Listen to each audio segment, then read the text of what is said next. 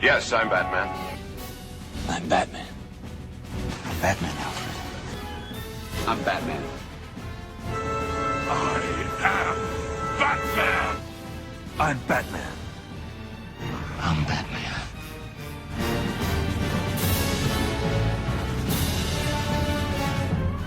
Greetings, Bat Family, and welcome back to Holy BatCast, brought to you by Real Fans for Real Movies.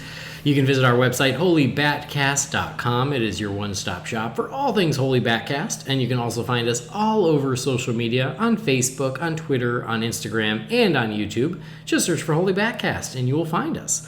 And if you love the show, you want to help support the show, keep us going, we are on Patreon. You can go to patreon.com/holybatcast.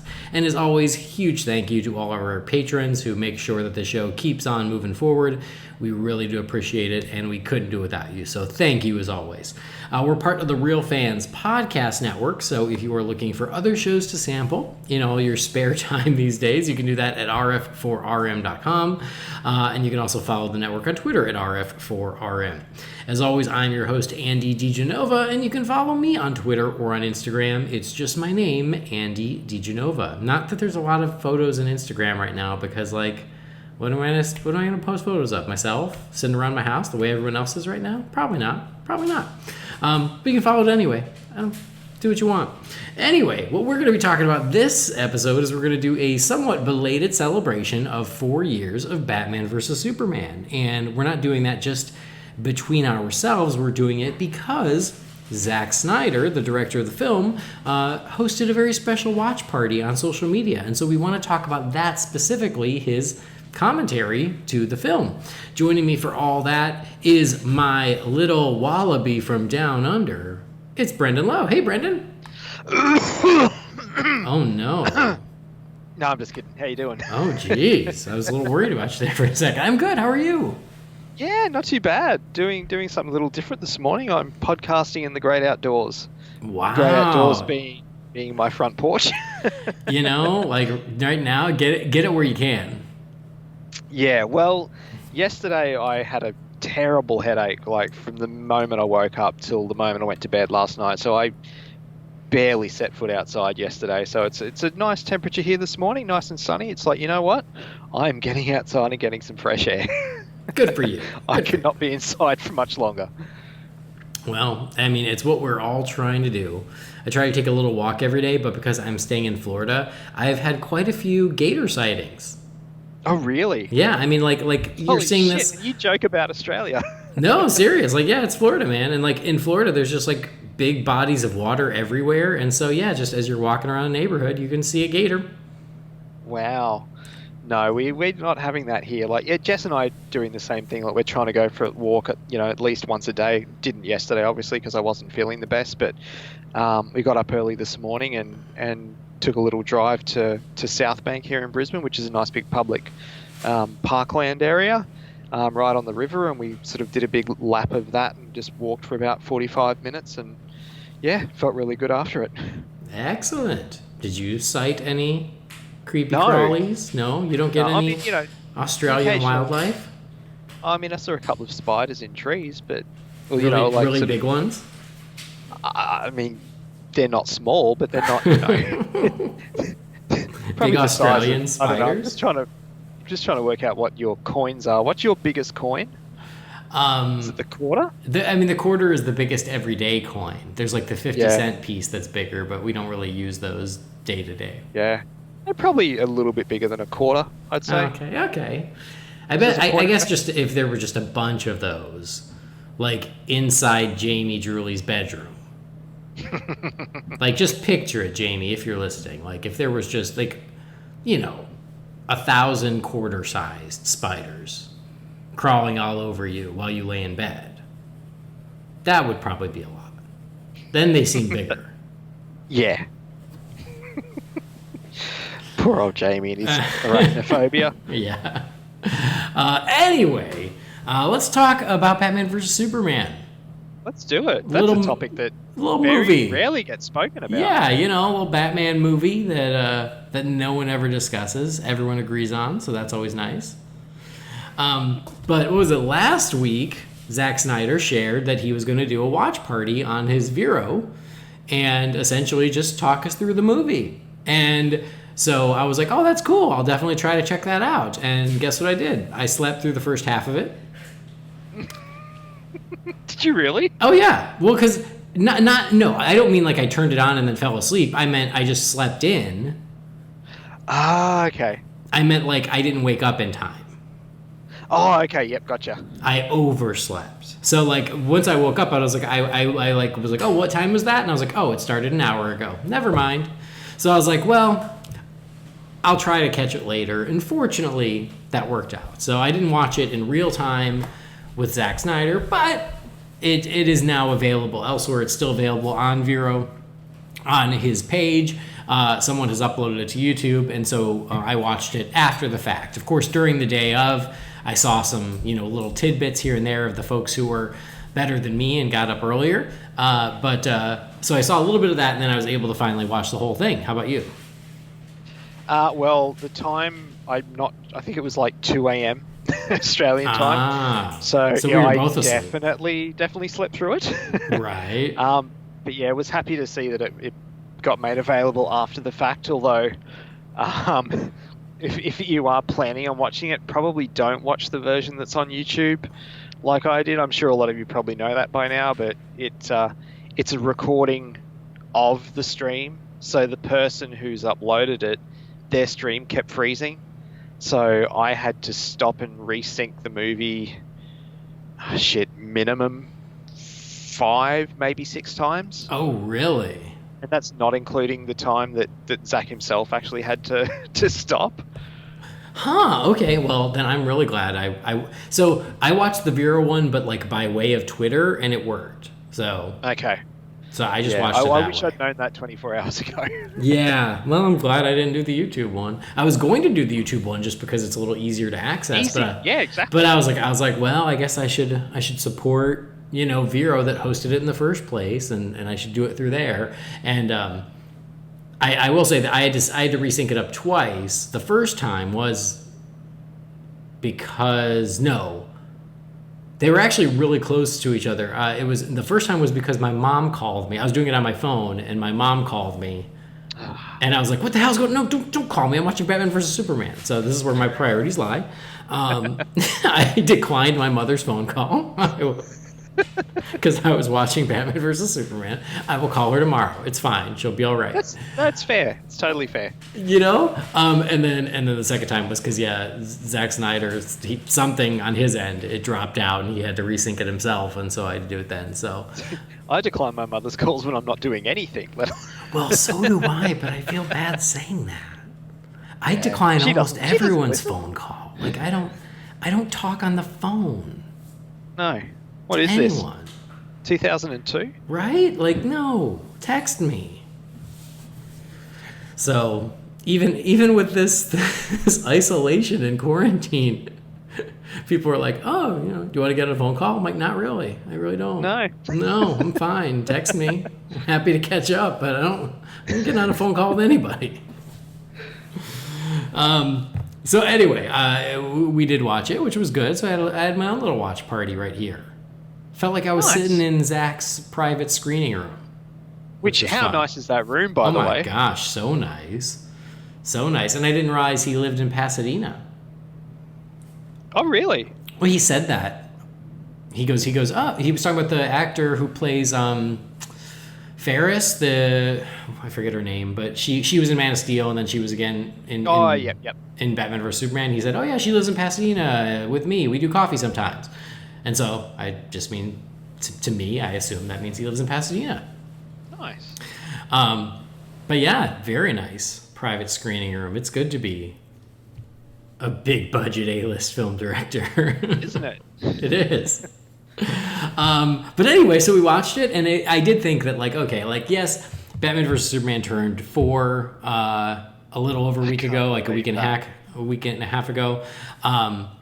And I was, and it was like some people were doing look backs, but I'm like, I like the even, like the round numbers. So like for 5 years it makes sense, for 10, for 15, yeah. But like 4. And also it's the same week as like the Turtles' 30th anniversary. So it's like, well, that's that's a big one. 4 years is kind of like, right. Yeah, exactly. I'm like, let's wait one more year, and when it's 5, and do something else. And so I was like, for 4 years, I didn't have anything planned, but because Zack Snyder had something planned, and I guess like all of us, he's quarantined, he's got the time, that I was like, okay, well, that is worth us talking about and worth reviewing and discussing the little tidbits that he dropped in that. So I was like, so it turns out we are celebrating 4 years of Batman vs. Superman, even on a random anniversary. Yeah. So, and plus, people like talking about movies. That's what they like to hear about. So, overall, I just want to, let me give you your overall thoughts. Again, for folks who want to check it out, who haven't checked it out, it's on Vero. Again, you can get it through Twitter to Vero, because that's how I did it. It was like there was a link on, it might have been on Zach's page or whatever, I clicked on it and Twitter took me to Vero and I was able to watch it that way. Or it's on YouTube, but I guess that version's not great according to Brendan, but you can check it out for yourself. But we're just going to share some highlights, things that jumped out at us that we thought were interesting, and just give our overall impressions. So Brendan, overall thoughts on Zack Snyder's commentary for Batman vs. Superman. It was interesting. I had a good time watching it, minus the the technical difficulties. I don't know. I don't know if I got out of it as much as I wanted to. But in saying that too, I guess the stuff I want to get out of it, he can't really talk about, like, kind of dishing the dirt on a few things, or like with the Ultimate Edition, like why certain scenes were cut for the theatrical release and everything. And the one thing I did walk away from the whole situation thinking is like, okay, what I really want is, I know he's never watched it, but what I really want is for him to sit down and watch Justice League and do the same thing. Yeah. that I want to see. But no, I mean, there was a few little tidbits that I found interesting. Like, I guess I don't know if we, I guess we wouldn't class this as a spoiler because it's a director talking about a movie that's 4 years old, but the different variations that were being looked at for the Wonder Woman movie. And things like that. Like, that was it. And I'd really love to see that photo that he said that they took, which I think was in the Civil War. He said, because he said he gave 2 versions of what it could have been. What was the other one? It's a war I don't know, which is why it's not as famous, which is why you're probably not thinking of it. I can't remember. I can't remember now. But he said it was something like, it was like the oldest war where there might have been photographs. Yeah, I googled it at the time, and it was like 18 something or other. But I think he said that the placeholder image was from that war. Oh, okay, yeah. Because he said I forget which one. Or something like that. I don't know, but he did say, he goes, oh, that was the placeholder image because we hadn't decided which war the movie was going to take place in. He goes, we even discussed Civil War. So that was sort of an offhanded thing, but it sounded like that the placeholder image was this other war. He goes, it was very different. So you're right. That would be really cool to see. Like, of all the things that he'll occasionally drop, I think that one would actually be really worthwhile seeing, because it's not a case of, well, this is what I shot, this is what I intended. That would literally be a case of, hey, this is what it could have been. Yeah. So I found that really cool. There are a few little things. With the, was it called a Texas switch or whatever it is that we knew about from when we interviewed Richard? I thought, the fact that he mentioned that was like, oh, well, we already knew that. Like, that was a little, funny moment I had to myself. But the one thing that I did walk away from, and this could be controversial, I don't know, and this is from someone who has liked this movie for the last 4 years. A lot of the things that he said that were obviously in his head when writing it, and I don't know if they were going to be paid off in future movies or not, I kind of wish he had have elaborated more on in this movie. Things that I know just left people confused. Like in the nightmare sequence, how he's, when Superman lands, he's like, well, Superman's, fully under the oh Christ, I'm just having a mental blank. The anti-life equation. Yeah. Things like that. And, with when Superman and when he dies, and so that massive cry at the end, I was like, and that's what wakes up all the mother boxes and everything. It's like, well, I didn't know that. Mm-hmm. I don't know how much you could have shown of that sort of thing and what you would have had to sacrifice from what was actually shot. But I think if they'd shown more of the intention of where these movies were going and left some of the things a little bit less ambiguous, I'm not saying people would have loved the movie more, but I think it would have made the movie a lot less confusing for other people. Mm-hmm. Even for fans. I mean, he was saying stuff that's like, well, again, like just using the anti-life equation thing as an example. Like, I never put that together. Like, I didn't know that, and I follow this shit. Like, yeah, I just wish some of those things, if the intent was to pay them off in a future movie, kind of do a James Wan and be like, we're going to put everything in here because we don't know if we're going to get another shot at this, which I know obviously wasn't the plan at the time because there was a 5-movie arc that was at the time going to happen. But yeah, some of that real deep cut stuff I wish had have been put more on Front Street. Yeah, and I understand where you're coming from, especially because of the way things happened. And so he didn't get a chance to go back and pay those things off the way he had envisioned. And so because of that, now they do just feel like kind of head scratchers when you watch the movie because they were never allowed to go back and show it, And I think that was absolutely the plan, which is why he didn't explain it completely in this movie, because he had a couple more movies to pay those things off. And I walked away from this, number one, like it was a very odd feeling of both really cool and really sad. Yeah. Because it was really cool just to hear his thought process and a lot of the different things that he put into the film and the symbolism and the themes that we've discussed for years. And really, in a lot of ways, it was kind of vindicating, like, hearing him essentially confirm a lot of the things that many of us who love the movie took away from the movie.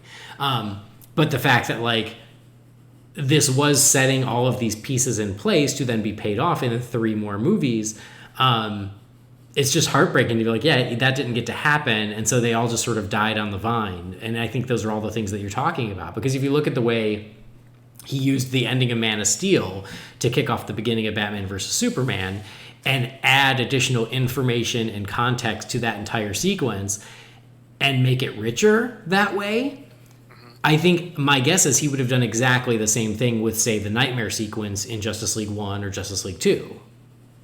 Like, we would have revisited that, but we would have then been given additional information to put it in more context and go, oh, now I get it all. But he wasn't given that chance. So it's just frustrating. Yeah. And forgive my either forgetfulness or ignorance too. What was going to be the third movie? Because he said 5-movie arc, so obviously it would have been Man of Steel, BVS, the 2 Justice Leagues. What was going to be the 5th? Would it have been the Superman sequel? Or? I had the same exact question. I was like, what's number 5? Was it Suicide Squad? Because in the original version of Suicide Squad was essentially Steppenwolf and the Parademons, and not Enchantress and the whatever they were, the tar monsters. Like, was it Suicide Squad? Was that number 5? Because that was going to lead, like, into then Justice League 1 and 2, or is there another movie that I'm just not thinking of? Because you're right, like I was confused by that too. Because obviously it's Man of Steel. I'm glad it wasn't just me then. Yeah, it was obviously Man of Steel, Batman vs Superman, Justice League 1, Justice League 2, and we know that Ben Affleck had signed on for Batman vs Superman, Justice League, and Justice League 2. That were like he was only doing 3 as Batman. So like huh? No. The Solo wasn't part of the deal. That's right, yeah. His deal was for BVS, Justice League, and Justice League 2. But then, because of the reaction to BVS, WB got scared, and they say, let's forget about Justice League 2, and let's use that picture in your contract to do the Solo movie. That's so right. They traded it. So yeah, like, what's the 5th maybe he meant Suicide Squad, but otherwise I don't know what the fifth is. I'm sure someone's writing us right now to tell us. Probably. When they listen to this in like 4 weeks' time. Yeah. But no, I thought the same thing. I was like, oh man, like what the hell was number 5? Like, and maybe he was talking about Suicide Squad because it was supposedly parademons. Yeah, that's true. And I did like too, and I mean, this was, I guess, quote unquote, spoiled for me because it was a meme and a GIF, within 24 hours of the commentary thing happening. But, anytime a thug got like blown up or whatever, he's like, he's fine. Yeah, he's totally that guy's fine. fine. That's fine. We just didn't have time to go back and shoot, them getting out of the wreckage and stuff. Like, that did make me laugh a lot, actually.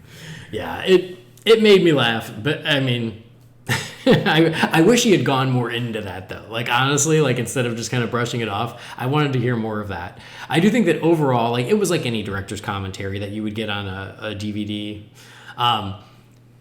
Number one, I haven't listened to a director's commentary in ages. Like, I used to. Like, I barely have ever. In the prime time of DVDs, I used to listen to director's commentaries all the time. Like, oh, I love them. I think they're great. Some directors are better than others at it, but I always find it super entertaining. But I feel like just as my life got busier, I just had less and less time to watch anything with commentary, and so it was only the really, the things I absolutely loved that I would go, okay, well, this one I do want to watch with commentary. And so, like, yeah, but I can't even tell you the last one I did. And so this was kind of fun to do it again. And, I kind of wish they would take this recording and add it to the next edition so it would just play like a commentary. But anyway, my point was this, is that I've listened to a lot of director commentaries over the years, and this is very consistent in that there's some really interesting insights into the movie. There's some really interesting insights into his intent and what he was thinking. And then there's some tangents that honestly are kind of pointless. Yeah, there's a bit of that. But it's just the way it goes because it's wherever your mind is in the moment. And so there's some of the things that he was sharing that you're like, okay, like where he's like, yeah, we shot this in Detroit. We shot this in the courthouse in Detroit. We shot this in a school in Detroit. We shot this in a hotel in Detroit. And I'm like, I got it. You shot the movie in Detroit. Got it. Thank you. But again, it's totally stream of consciousness. And so, there's a lot of really cool little nuggets in there, and then there's just wherever his mind goes when he sees a specific scene. And again, that's just pretty normal when you see these things. I didn't think the storyboards were particularly useful. Because he spent so much time like digging through them to try and find them, and then he's like, see, there it is. And I'm like, cool. I just, great. I liked that aspect in the way that I love that those books exist. And I would love to be able to sit down and thumb through them. And I actually really liked just looking at him sit there looking at them. Like, I thought that was really cool, like the physical hard copy of the movie. Mm-hmm. But yeah, holding them up to the screen, like to the camera, and not really being able to see them clearly. Yeah, like I'd love for that to be printed out. Yeah, I think it was. I understood. I understood amazing. Why he did it. Like, I understood his rationale being like, oh, I bet people would think these are cool, and they would be cool if we could actually see them, but we couldn't really. So, yeah. And he spent so much time just trying to find them that I was like, no, just keep talking. I just want to hear you talk. Like, you don't have to do that. I was interested when he shared his process, though, of when he took the script and then he draws the entire movie from the script. Yes. And like, I think that's all really cool and really interesting. So, no, there was a lot of really interesting things in there. Some of it, like I said, was stuff we'd already known. Some of it was stuff that it was nice to hear him say out loud because it was all stuff we assumed. And then there were things that I was like, oh gosh, I never really thought of it that way. Like, one thing that I thought was really cool was how he talked about how Lex, Clark, and Bruce all like went to essentially commune with their fathers, and how Lex did it in this room that he left preserved exactly how his father left it, and that was how he remained connected to his father. And like when Bruce did it, it was in like the broken down remnants of Wayne Manor that he did not keep up, and that's how he communed with his father. And then Clark was at the top of a mountain in the snow in a very natural setting where his father was a farmer, and that was how he communed with his father. And just how each of them it was very different and how it spoke to each of their characters, I thought was really interesting. And I was like, oh God, I never really thought of it that way. Yeah, no, that's something I'd never picked up on. And I'm kind of ashamed I never picked up on this, but the fact that the movie starts and ends with a funeral. Yep, I never noticed that either. Like it just never really crossed my mind, and I was like, oh yeah, duh. But I like the way he put it about like, oh, you know, Bruce's parents' funeral was what broke him, and Clark's funeral was what helped heal him, which I thought was actually a really neat way of looking at it. No, they're little insights that I did really appreciate. Those little things, it's like, oh, geez, I never thought of that. But even things like, you know, the Luther Corp sign. Yeah. In the, like, where the basketball court is, how he's like, you know, that's him holding on to what the company used to be, and it's like, well, to me it looks like something that he's had built, like, to show off, as opposed to it being, you know, the old sign. Yeah, I never picked up on the fact that that was like a remnant of the old version of the company. No, not at all. Because you're right. It just kind of looks like it's brand new and everything. But like I did wish he had given like, and that's the problem with one of these things is like you wish you could ask questions. You're like, because you're like, no, tell me more about that. Like I want to hear more about that because he talked about like the remnants of Wayne Manor, and that's something that no one has ever explained. Is like what happened to Wayne Manor, and in this, you know, he kind of implies that Bruce just left it behind and left it to rot. But we don't really know if something happened there, what sparked that decision, you know, like what happened to Wayne Manor. Again, it was an interesting, he drew an interesting parallel to Lex and Bruce of how, you know, he's like, Bruce had stopped preserving, you know, his past and he left Wayne Manor to rot, whereas Lex is still holding on to his father with this preserved tomb of a room. So it's like Bruce is already kind of past that point and Lex is following. And I was like, oh, again, I thought that was kind of an interesting insight. But I just wanted him to say, oh yeah, something horrible happened. Robin died in Wayne Manor, and that's why he left it. Or something, you know, like, but he just never did. It's just one of those questions. Razo crashed his 30th birthday party and burnt it. Well, there you go. Never mind. Mystery solved. You nailed it. I also thought it was really cool when he talked about how, like, the way Bruce and Alfred live is very sparse. They don't have a lot of things. It's not very extravagant. It's very simple and basic. But above ground, everything is bare bones, but underground, everything is super intricate and complicated because that's where all their energy and passion lie, which I thought was, again, just a really cool, you know, character insight. Yeah. No. I did you notice too, literally every time Harry Lennox was on screen as General Swanwick, he'd be like, that's Harry Lennox pretending to be human. Yeah, I have mixed feelings on that. Yeah? I do. Like, that was one of those things that, I had seen people mention on Twitter before I got a chance to watch it. And I love the idea of that. I do. I think that's super cool. And maybe if he had gotten a chance to pay that off, maybe the execution of that payoff would make me buy it. Mm-hmm. But, like, thinking of just, even in this movie, I'm watching the actions and dialogue of Swanwick, and I'm like, there's just nothing in there that makes me feel like he's anything but General Swanwick. And then even going back to Man of Steel, there's nothing in there that his actions go, oh, there's something more to this guy. So I do want to rewatch the entire DC films, starting with Man of Steel. I've been waiting to do it until I go into Chinese quarantine, which who knows when that'll happen, but that's one of my plans when I've got 2 weeks to kill by myself in China. And I want to rewatch Man of Steel and Batman vs. Superman without the commentary and really watch Swanwick and go, is there any sort of clue? Because I feel like there's not. But I think it's a retroactive choice. I think so too. And I don't hate it. I think he could be great in it, but you just the reveal would really have to sell me on it. Yeah, no, I can't disagree. But yeah, it's still interesting to think about, you know. But yeah, it's you mentioned before the whole, you know, shooting in Detroit and when they shot in the apartment, and how he spent like 5 minutes talking about how they green screened essentially the whole side of this hotel and everything. And in my head, I'm just like, okay, I don't know how. I'm not a filmmaker and everything else, but I'm just like, dude, nighttime is a real thing. Right. Like, couldn't you just wait? You know, I will 12 say, hours and just shoot it at night. I mean, Zack Snyder loves him some green screen. Like, look at 300 and watch Oh it. yeah, It's a tool he loves because he loves being able to manipulate the environment to be exactly what he envisions. And I get that as a director. Like, sure, you want it to look exactly like it does in your head, and that's a way to do it. Is you get complete control. Literally just him outside a hotel room. I know. There's nothing special about it. I know. Well, except they had turned into Washington D.C.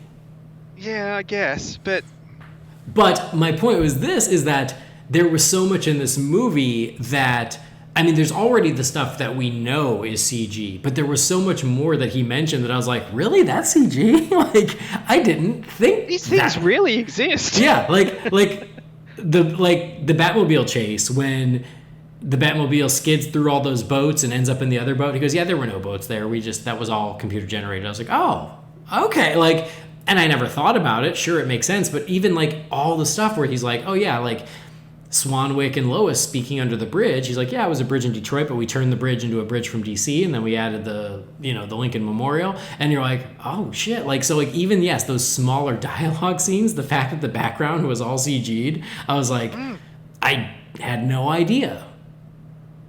It makes you wonder, like, obviously it's cheaper, I don't know, but like what the cost difference would be from flying, 2 actors and a small crew to say, to shoot an exterior scene in DC as opposed to then green screening and having to create everything on a computer. Right. Because absolutely. Both would be cheap, but I'd like to know which is the more cost effective. No, I mean, I think that is why a movie like this costs $250 million. Is that 2 characters sitting on a bench and talking is a visual effects shot. Yeah. That's where that money goes. Of course it's cheaper to sit 2 people on a real bench and have them talk. Or, I mean, they're obviously on a real bench, but you know what I mean. Like, but for these big, huge movies where the money cannons are on, like, he gets to do whatever the hell he wants. Because he even talked about like the helicopters, and where he was like, oh yeah, that they were just in the helicopter on the ground, and we completely CG'd everything behind it because Amy Adams doesn't like riding in a helicopter, and the entire heliport is about 20 feet off the ground, and everything around it is completely CG. Like, and it looks real. Like, it's so impressive because, again, there's so many effects in here that don't look like effects, and I always feel like that's always a great thing. I think that's something that Christopher Nolan does amazingly, and that I think this movie has more of than I think anyone would even realize, where you're like, oh shit, that's an effect. I didn't know that I just thought that was real. I just thought they were on top of a building.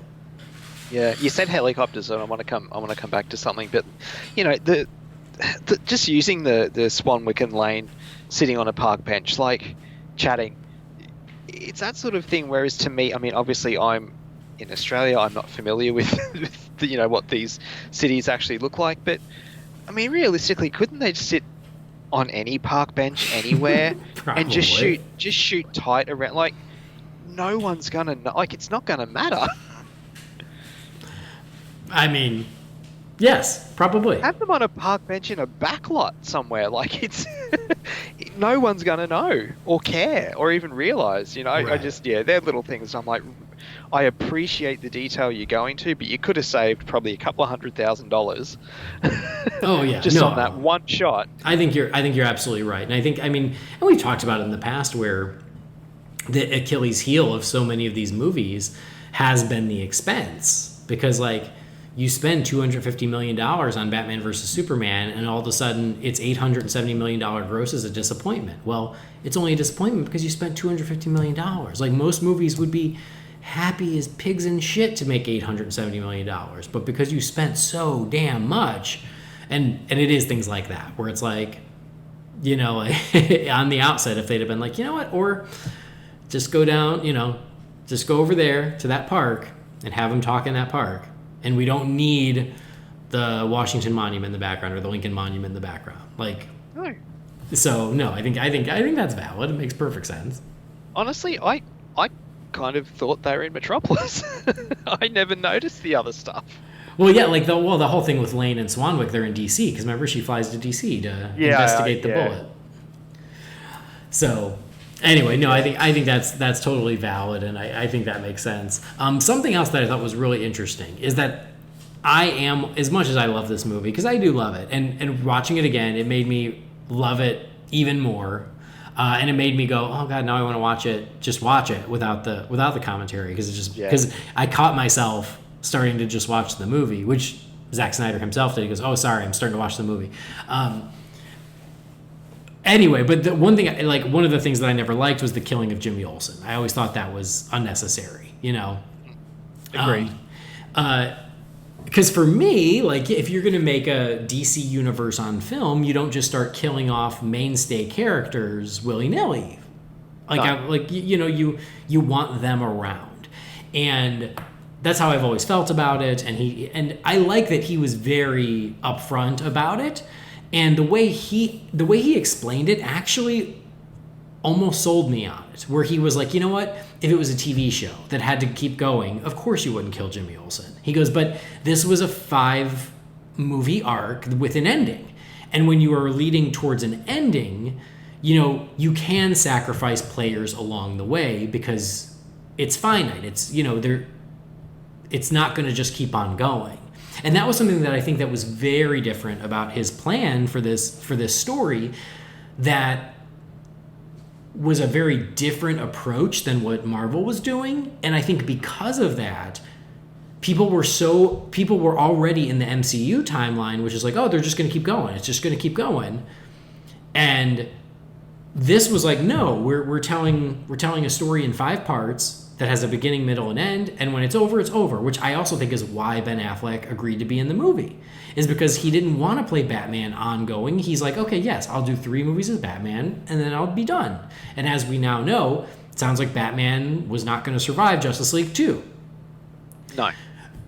So when Zack Snyder puts it in that context and going, when you've got a 5-movie arc that does end, you sacrifice players along the way, and those things have to mean something. Those deaths and stakes inform other things in the story, and it all builds towards the next logical step. I was like, okay, that actually makes a lot of sense. And I immediately thought of like Game of Thrones, because one thing I don't know, did you ever watch Game of Thrones? No, not my thing. So good. But what I loved about Game of Thrones is everybody knows, it's very famous, is that Game of Thrones, no one was safe. Like, you never know who could die, right? But what I loved is even when characters died, it always mattered. And then seasons on, it still mattered. Like, it wasn't like a TV show where a character died and then everyone forgot about it 1 episode later, which happens all the time. It's like, a character dies, everyone's sad about it for an episode or 2, and then everyone moves on like it never happened. Game of Thrones, there were repercussions of deaths that happened in season 1 that led you all the way through the series. And I think that's what Zack Snyder was getting at here is and less so with Jimmy Olsen, because it was more just like, hey, like, these are very real stakes. We're in a very real situation. And for this 5-part story, we don't need Jimmy Olsen to be through all 5. I went, okay, when you put it that way, it makes a lot more sense. And I actually kind of get that. For this version, for a contained story, you can then have stakes and you can sacrifice characters along the way. I still think the fact that, and again, only in the Ultimate Edition, do you get the name drop? So, I don't know, to me it's still an odd choice in that you're with him for 2 minutes. Yeah. And I think it would have been better, and you talk about stakes and killing people along the way. I know what I'm about to say is going to raise some questions in terms of logistics of, how would have they gotten the tracker and all that sort of stuff. But to me, it would have been more impactful if it had have been Jenny from Man of Steel, who effectively, like they said, she was kind of the Jimmy character in Man of Steel. If Jenny had have gone over with Lois and was taking the photos or something, so it was someone who we already knew, from the Daily Planet, and then she got killed, then that would have had more of an impact to me. That would have been like, oh, holy shit, as opposed to, well, yeah, okay, this guy said his name was Jimmy Olsen, but he's literally been in the universe for 2 seconds, and you killed him. I don't really care. Mm-hmm. But again, I know that raises questions of, well, how would she have gotten the tracker, and why would she have been doing that? Like, I understand that, but you get my point, though. No, I understand your point. Yeah, it had like, if you were going to make that sacrifice, you do it with a character that we've already known or that we get to know, or if you wanted to kill Jimmy, have him be Man of Steel. or have him survive the beginning and have him get killed in the explosion at Capitol Hill. Something like that. It felt like a bit of a we name checked him, as opposed to actually meaning something. Right. So I like when Mercy dies, like that bugged me too, because I was like, oh no, Lex and Mercy, you always have to have Mercy. So I always was sad that Mercy died. But again, in the way they were approaching the story, you could sacrifice characters. And then I went, okay, but at least Mercy is a character through most of the movie, and so when she dies, you're like, oh damn, I guess she's gone. Is she a creation from the animated series? Is that another character that sort of originated there oh no, sorry, this is a bit of a tangent, but it just made me think, like, because I can't really ever recall her being in anything prior to the animated series. Well, I have a phone. So I always thought she came from the comics first. Okay, yes. Yeah, to me, Lex and Mercy was never a thing until that I can remember. The animated series kind of, maybe it just popularized it a little bit more. I could be wrong. Like maybe she first appeared. Oh, okay. I think you're right. According to Wikipedia, she first appeared on on Superman the Animated Series, and then crossed over into comic books. There you go. So, I had no idea. I thought she was comics first. first. The Superman version of Harley, but obviously not as influential. Yeah, not as popular. But yeah, I thought she was comics first. But according to Wikipedia, no, she was Superman the series first. So good call. I had no idea. There's someone else who's crossed over then. Yeah. So anyway, interesting. So I did like that he got into that explanation a bit, and I also think that he definitely did sort of set up his thesis, which is again something we all know if you're paying attention to Zack Snyder, is that he likes the questions that superheroes raise if they were in the real world. Mm-hmm. Which is, I think, the approach that turns a lot of people off. Is people but he says it from the very beginning. He's like, if you've got these superheroes knocking around in our world, I like to explore that there are benefits and there are consequences. Good things come of it and bad things come of it. And that's what I want the movie to be about. And you definitely see that in the movie. And I always thought that was very clear, but that's, I don't think, what a lot of people wanted from this movie, which is why I think a lot of people got turned off. But it was interesting to hear him say that you can't have these people stepping in and changing things in our lives without there being some sort of repercussions, which is it's an interesting question, and it's an interesting theme to explore, and it's just a shame that more people weren't as intrigued by it, and so they just didn't like the movie as much. Yeah, I mean, you looking at it realistically, like these movies do, you're not going to get Boy Scout Superman in the first couple of years. Like, that character is going to be stripped down and criticized, and some people love, some people hate, some people are terrified of. That's what the reaction would actually be. Mm-hmm. Well, yeah, and that's what we got. Well, yeah, and exactly, and I did like when he talked about it was during the Must There Be a Superman montage, where there's all the talking heads on the news shows debating the pluses and minuses of having Superman, interspersed with Superman doing these super things. And I liked the way Zach was he's just a guy who's trying to do the right thing. That's all he's trying to do. He's not trying to be a god. He's not trying to be a savior. He's not trying to get involved in politics. He's just trying to help. But even by doing something as simple as trying to do the right thing, there's all these unexpected repercussions, and it becomes a global debate.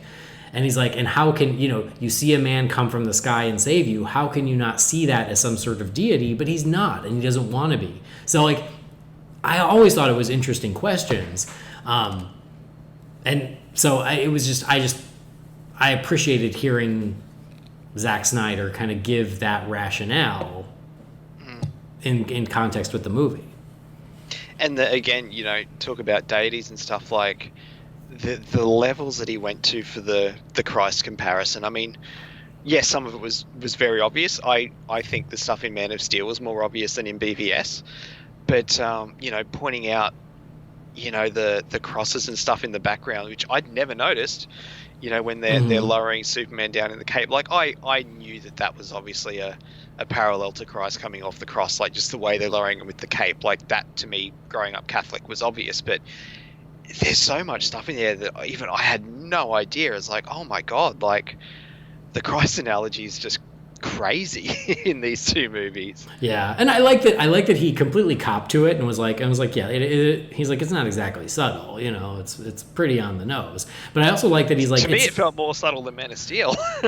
Yeah, I mean, but again, like, it's not new to the Superman character, like, God, no. So, but what I liked is he goes, but just because I was using Christian iconography doesn't mean that I was trying to speak solely about Christ. He's like, it's just more of a common language of people knowing that through media and literature and art, that it's just it becomes a more universal theme that he's like, it could be the examination of any deity. I don't mean it to be just about Christianity. I'm just using those cues because they're more widely understood. And I did laugh when he pointed out, too, when he was talking about that. He's like, and this movie ended up coming out around Easter.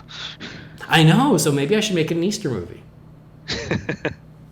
Yeah, well, I remember when we did our original roundtable. That was Easter Sunday here in Australia back in 2016. Oh, wow. I mean, the movie takes place during the fall, though, because the leaves at the beginning, and then, like, Day of the Dead, there's the Day of the Dead sequence. So, like, the invitation to Lex's party, I'm pretty sure that's the 1st of November. Oh, is it? I'd have to look, but I do remember seeing. I only noticed yesterday. I'd never paid attention to it before. Yeah. So, yeah, I technically it's a fall movie, but you're right. I mean, it's about the death of the Savior, so maybe it can be an Easter movie.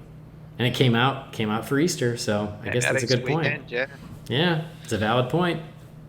I just remember the helicopter thing I wanted to talk about before was how Ben got in trouble for jumping out the helicopter when he did right at the start. Oh, that was awesome. I love that. But then I totally understand where he's coming from too. Like, in the moment, the character wouldn't wait for that helicopter to land. He would wait for it to be just a safe enough distance for him to jump out without, hurting himself. Mm-hmm. Yeah.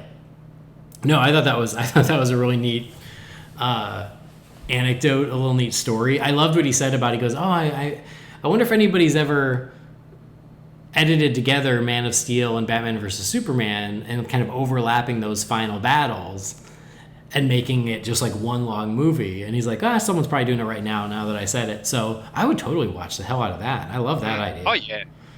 I mean, I know people did side-by-side comparisons. Yeah. But in terms of actually editing and splicing it together, that would definitely be very interesting. For sure. I would watch that. I just think that would be. And he even gave me the cue of, like, when they're going diving for the kryptonite. It's like, this is where you would start. Right. This is right after Welcome to the Planet, and then 18 months later. So yeah. No, I thought that was a cool idea as well. People smarter than us, if you find it or if you make it, let us know and where we can watch it, because I'd watch the shit out of that. Yeah.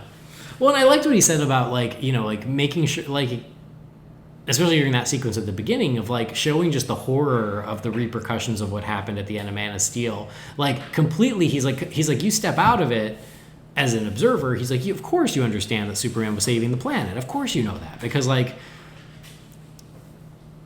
that's the story we're watching. Well, he's like because we know. And Superman knew that Zod was terraforming the Earth to another planet and all humans would cease to be. But all these people on the ground, they don't know that.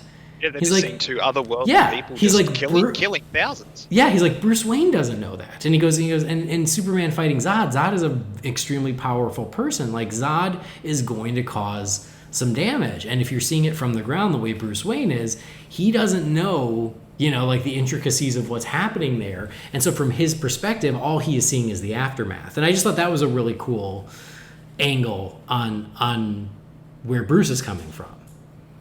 Yeah. It's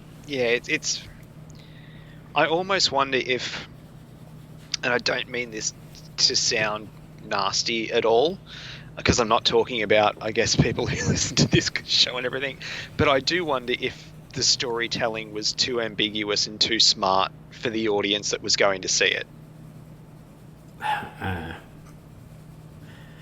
Do you know what I mean? Yeah, I mean, I don't like to make that claim of like, oh, you just didn't get it. I'm talking like wide audiences though. Like, it's like I said before, one of my opening statements was, I guess, some of the stuff that was so ambiguous, if they dived into it a little bit more, then without waiting for future movies that never happened, it may have solved a lot of problems that the movie created for itself. Maybe. I mean, it's so hard. It's so hard to tell. I just think it's not what the general audience wanted from their first team up of Batman, Superman, and Wonder Woman. And I've said it a million times in the past. Is like, Zack Snyder doesn't ever play it safe. He's never done it. Even if you think about his biggest movies, they still take a lot of huge creative risks, and he's just not a crowd pleaser kind of filmmaker. And so, like, a lot of us love what he does and love the stories he likes to tell. And this story, I think, is intriguing. It's so ambitious. Like, the themes he wanted to explore, super interesting, super relevant, and ambitious. But it's not the, rockin' and rollin' good time that I think a lot of people went in hoping to have. And so I think it comes down more to that. Like, you could have explained these things a little clearer, but I still don't know if that would have been enough to make people go, oh, well, now I like it. Yeah. It would have removed, I think, like I said, some of the confusion, but the overall story being exactly the same, it may not have made any difference because, I don't want to use the other company's name to compare anything, but that's where people's heads were at. They weren't expecting or wanting this kind of thing. Mm-hmm. Right. Yeah. So, which we've been saying for 4 years is, you're damned if you do, damned if you don't, because if they'd have served up, a movie more in the fashion of the other guys, they would have been crucified for it. Yeah, no pun intended with the Christ analogy, but they would have been accused of copying it. So it was a very, very hard position to be in, and unfortunately it went the latter. Right. So anyway, I appreciate the movie he made, and again, I just love it, and I liked being able to get just more insight into it, of just little moments and things throughout.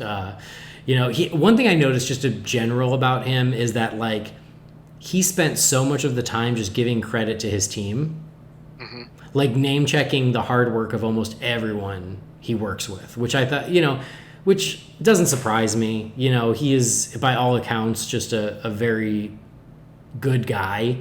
And it's just something I always notice about people is like, do you take all the credit or do you share the credit? And he spent so much time going, oh my God, this person's great work. Oh, I couldn't do it without this person. I've been working with this person forever. And he's just name checking them throughout the entire commentary. And it doesn't surprise me because he gave one of them that motorbike. Yeah, I know, right? He goes, I thought he deserved a motorcycle.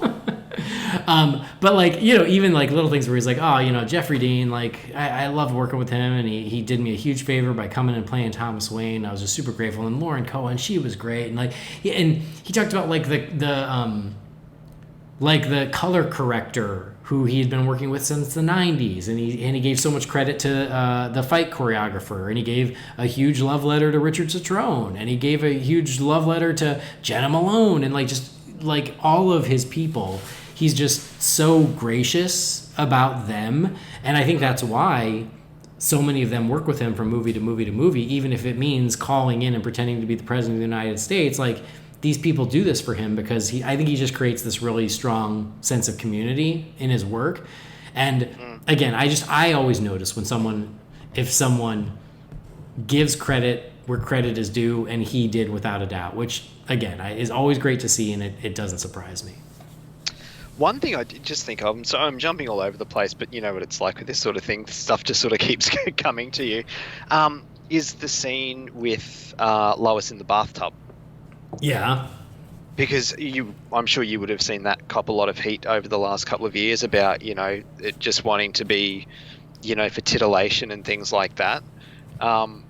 Whereas when he was talking about it and breaking it down, how he's just like, this is how couples are. Like, right, you know, yeah. There's like no pretense after you've been together a certain length of time, and you just walk in while they're taking a bath and you talk, and yeah. Yeah, and I mean, I get to the audience. Yeah, it could be a bit titillating, no pun intended, because you almost see Amy Adams, and I mean, yeah, as a moviegoer, you're seeing Amy Adams almost nude. You know, being very, very creative. But she's never shot. She's never shot sexually in that scene. It's never shot. That's the thing, though. That's what I'm saying. It's never salacious.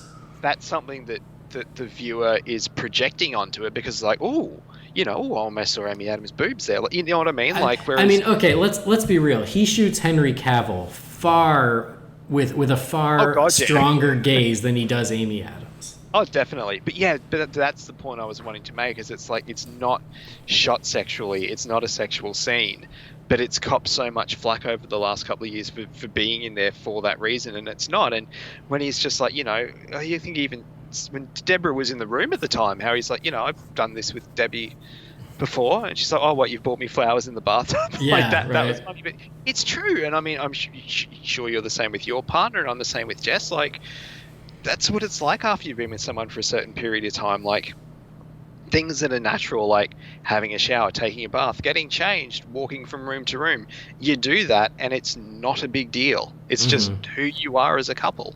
Yeah. Well, and I love what he said about the shot of the glasses next to the bathtub, where he's like, that was a shot I needed in there because I wanted to show that Clark doesn't need to hide behind a disguise when he's with Lois. He can just be himself. And I was like, oh, that's actually really cool. Yeah. No, I did. That scene just popped into my head, and I just wanted to mention that because I thought that was a nice discussion that he had too. I will say, and again, not that I'm surprised, he also is very big on the gym, because how many times he mentioned, oh, we had a gym put up there, and oh man, we had this great gym over in Detroit. Oh, we put up a makeshift gym, and I was like, yeah, we had a statue of David in this gym. Yep, yeah, exactly. Yeah, we put that in the gym. We put the painting of Jeffrey Dean Morgan in the gym. Good for you. he likes his gym, man. He's a director, who's in great shape. I thought it was interesting how he said like so many of the shots of the hands were his. Yeah, with his hand fetish. Yeah, he goes, yeah, a lot of the hands, it's me. Well, I mean, you know, it's directors. Some directors like to. I mean, look at Hitchcock famously doing his cameos, whereas this is a little less on the nose, I guess. It's him, you know, putting himself in there in his own little way that only he kind of knows. Mm-hmm. Yeah. And then to jump towards the end with the funeral, I thought it was really cool how he said, he goes, oh, like, you know, obviously the cast members were there, but all the extras were the crew, because we didn't want to hire any extras because we wanted to keep a secret that, you know, we didn't want it to get out that Superman died. And I was like, oh, wow, that's really cool, because I always saw Debbie Snyder walk by in the funeral, but I just always assumed it was just the cameo, you know, like, oh, I put my wife in. Yeah. She's also the producer. Credit where credit is due. But, like, I just thought it was a cameo for her, but then I didn't realize that everyone there, aside from, again, the actors, were crew, which is actually pretty cool to be like, oh, yeah, they wanted to make sure that they kept the secret. Which is so bizarre, because I remember the first time I saw this movie, it came out in March. We knew the December prior to that, so December 2015, we knew 100% that Doomsday was in the movie, because he was in the trailer and Lex Luthor says Doomsday. How did I not know Superman was going to die in this movie? Coming into it, I was shocked by that when I first saw it in the cinema, and then I walked out and I'm like, you're an idiot. Like, of course you should have seen that coming. I knew, but not because I assumed it would happen, but I knew because it had been spoiled by people I know. Yeah. And I just was like, and the way it was said to me was, well, Doomsday's in the movie, right? And I was like, well, yeah. Well, what the hell does Doomsday do? And I was like, oh, I guess you're right. Yeah, that's the thing. How did I not put that together? Yeah. Well, and also I thought it was cool when he was talking about the parallels of the two funerals, and even saying how like Joe Chill's gun going off at the very beginning was very much echoed by the huge guns going off at Superman's funeral at the end. And again, that was sort of a parallel that I hadn't really put together. I just know that Zack Snyder loves shell casings falling in slow motion. Yes, so I just that was all I assumed it was just like, oh yeah, of course it is, because he just loves that visual. But like the fact that he was like, oh yeah, this is just like Joe Chill's gun at the beginning, I was like, oh yeah, duh, that's awesome. Yeah, very artistic choices that were made that, you know, a lot of it goes over my head. And then I will say, I think it was our last episode. Someone wrote the email about the Martha moment, being like, "Oh, do you think people would have liked it better if they hadn't actually said, Martha?" And I said, I go, I think there was a version that they could have done where it was without dialogue, where Batman just stops himself and flashes back to the death of his parents and realizes he's becoming Joe Chill. He's becoming what he swore to protect against. And it was very nice to hear Zack Snyder say exactly the same thing. Yeah. I don't know. I've never had a problem with that scene. I always thought it was really clever, and I always think people undersell that moment when it's sort of become the butt of the joke, which, yeah, I really am not a fan of, but I always liked it. And like I said last week, and I've said in the 4 years since the movie came out, I never noticed that before. In all the years I've been reading comics, I'd never noticed it, and I don't know how I'd never noticed it, but I never did. Yeah. I mean, I've always liked it fine. Again, I will concede it's a little clumsy. I think there was a better way to pull it off, but I didn't mind it. But again, I do think that, like, I always thought the point wasn't, oh, their moms have the same name. The point was, this Superman I'm about to kill is another person. It humanized Superman. And at the same time, it was him looking back at himself going, oh shit, I'm Joe Chill. Yeah. I thought that was the more salient point, is that he became Joe Chill. And I feel like you didn't even need to say the word Martha to get that across. Yeah. No, you're right. Because you're right, like, the easy joke that I am so tired of hearing is, oh, I hope their moms don't have the same name. Like, yeah, that's not the point of the scene, but that's what it's been reduced to by people who don't like the movie. Yeah, which is very frustrating. But look, we're never going to change it. It's the internet for you. So, that was the other thing I wanted to point out. Well, I'm sorry, before I forget, before we sort of wrap it up, is the warehouse scene. Right. Which he did not call the Martha Rescue. I was very upset. I was very upset. So was I. I wanted him to say it out loud. Yeah, say it. The part where the goon pulls the pin in the grenade. Yes. And he gets blown up. Yes. Now, I know, I mean, I love the guy, and I mean no disrespect, but I can remember back 4 years ago, even our friend Sean Gerber having problems with that scene, with Batman quote unquote killing in that scene. If I'm getting this wrong, but from memory, I'm sure it was Sean who said something about that element of that scene. And Zach was like, well, he pulled the pin in the grenade. That's on him. And that's how I've always taken that. It's like, in a moment like that, it's like, yeah, dude, you pulled a pin in a grenade that you're about to throw into a room. Not just a room that had Batman, but a room that has your, quote-unquote comrades or whatever, like right, co-goons or whatever. He was going to kill a lot of people in that scene. Mm-hmm. And Batman minimized the potential damage. death toll. Yeah. I'm sorry, but that's I see no problem with that. And I just loved when Zack was like, look, he pulled the pin in the grenade. That's on him. Right. No, like, I think that's totally fair. Awesome. And yeah. it's never bothered me either. I will also say that, like, to go back to when Zach was like, oh, they're fine. I'm sure they're fine. Like, I did think it was kind of funny, but at the same time, I was like, I always felt like that was something that if he had just pulled back 20%, it would have, again, it would kind of eliminated one of those complaints that a lot of people had about the movie. But at the same time, to your point, to kind of what you're getting at, is all those people in the Batmobile chase and in when he approaches on the Batwing, they're coming at him with deadly force, and so, he's returning in kind, right? So there's that, which is sort of like, well, they're the ones shooting machine guns at him. But then also it goes to the bigger point of the movie, is that the whole concept of the movie, the whole point of the movie, and again, he's gone too far. He says it out loud, and it is in the movie, which I was so shocked that people didn't get this. Because I think it might have been a little too subtle in the theatrical cut, but it's definitely hammered home stronger in the ultimate cut, is that yes, this is a Batman who is going too far now. That's the whole point of the movie. He has gone too far, so far that he's willing to kill Superman because he's convinced himself that it's the only way to protect the rest of the planet, is that he thinks Superman is such a threat. Like, so this is a Batman who has so lost himself that he's using deadly force, he's branding criminals, and he's willing to kill Superman who he don't even know. So, like, that's the point. Like, that's what the whole movie's about. So, like, I can't get too mad at it because that's the arc of Bruce Wayne in the movie.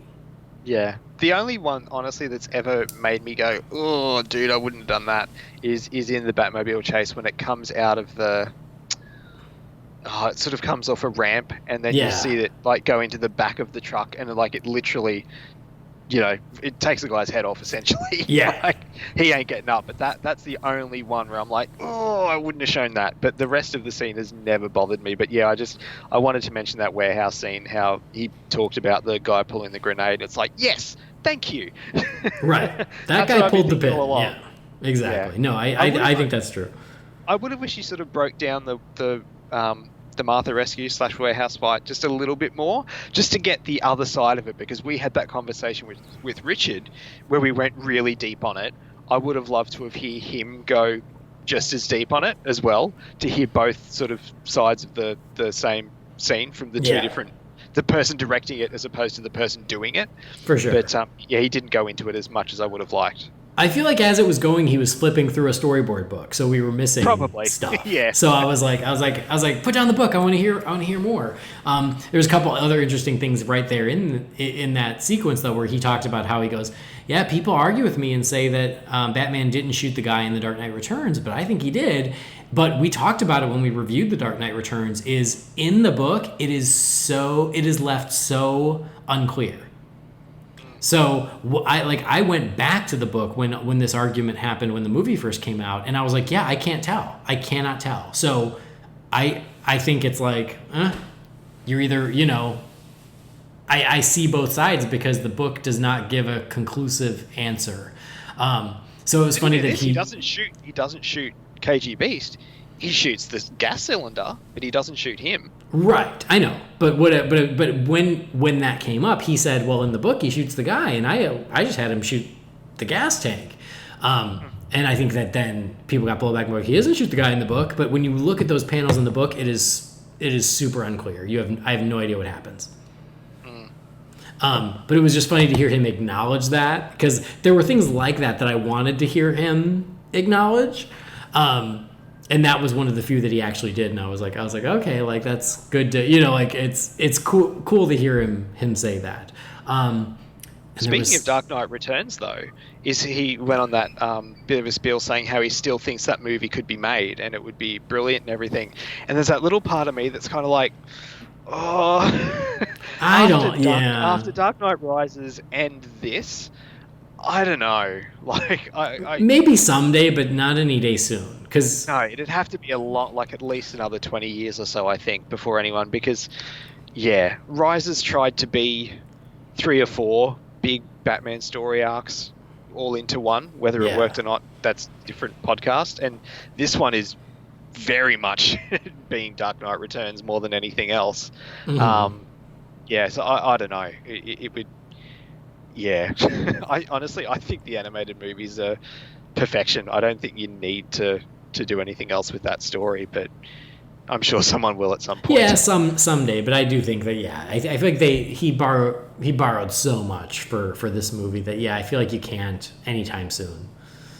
No. But he did talk about how much he loves it, which of course is not a surprise. And then he said, he goes, for me, Dark Knight Returns and Watchmen are, I think, the two best comic books. And again, when you see his work and you see where his sensibilities lie, that is not surprising. Both of those are works that deconstruct their heroes, that ask much bigger questions, and they're not just, let's just have fun, And so when you realize that that's the storytelling he enjoys with these characters, you totally get why you get a Batman versus Superman. Yeah. It just, you understand what interests him about these heroes. That was what I was going to say. To go back to the nightmare scene, it was one of those things where I was like, maybe if he had gotten to make his Justice League, we would have gotten a revisiting of the nightmare sequence and make it all make sense, because as it is, it's still kind of what is this? How is it that Bruce can see this? And even he goes, maybe it's Flash is able to show him this because of the cosmic treadmill, and he seemed a little unsure of how Bruce saw it. But that was one of those things where it's on its own, I don't love it. I've never loved it. I know a lot of people love it, but for me on its own, I don't love it because it does feel just very weird and stuck in there. But if it was one of those things that got paid off later that made perfect sense and it all gelled, then I'd go, oh, okay, now that's really cool. And it's a shame that never happened. But what I thought was interesting is when we get the little Flash cameo, where he's like, am I too soon? I'm too soon. He did say, in Justice League, when they talk about sending Flash back, they basically have 2 points in time where they could send him back to. And this was the first one. And that's when he realizes, it's too soon. And so he has to send him to the second time. Which I was like, that would have been really cool to see on the other end. To really close the loop on that little moment would be so cool. Yeah. Shame we never got it. Yeah, for sure. But yeah, like I said, I'd pay cash money to see him do the same thing and sit down and watch Justice League for the first time. Oh, man. Holy shit! Because he did play a lot nicer than I thought he would have watching this commentary. Yeah, I think that's true. I think he's still too close to it to be able to really, be super honest about it, because he's still working, and he doesn't want to sour his relationship with Warner Brothers. You never know where the future might lead. So he certainly pokes the bear by posting photos and things, but on this, yes, he was very careful to not put them on blast. Not about Justice League, not about this. He just kind of stuck to the conversation at hand. Yeah. I want to see him not be as polite. Oh, I agree with you. I want to hear tremendous. It all. Yeah, I want to hear it all, but I just think that maybe he's just not ready. Because again, right now he's making Army of the Dead for Netflix, but I mean, he made all of his big movies except for Dawn of the Dead at WB. Yeah. So even though things went south with Justice League, obviously, doesn't mean they won't work together in the future. So it's not like he's retired. He's playing it smart. Yeah. So I get it, but yes, I would love to hear it all. And you're right. There were certain things where I kind of expected him to go, oh yeah, this wasn't in the theatrical, and here's why, or something like that. But again, it's only where your head is at the time when you're talking it through it, and so it just might not have even. The way he addressed the F-bomb in the movie too is that's how it's an R-rated movie. It's it still didn't need to be in there. No, not at all. Just because the movie's got an R rating doesn't mean you have to put someone saying the F-bomb in there. Right.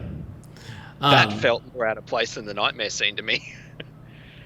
Yeah, it's true because it's not even needed in that moment, but it's there. But no, I mean some really cool stuff throughout. And it is a little. It's heartbreaking when he was just kind of giving those little nuggets about next steps. About, like you said, the big death of Superman, death of Doomsday, where it pulls out and there's this huge echoey scream, and he goes, "Well, that awakens the mother boxes." And then he does make a direct reference to Justice League where he says, "No Kryptonians here." And I was like, and that I'm sure he would have paid off in his version of being like, this was the moment, and we'd flash back to it because we know he has no problem doing flashbacks and flash forwards and flash sideways and dreams, and like he loves that stuff.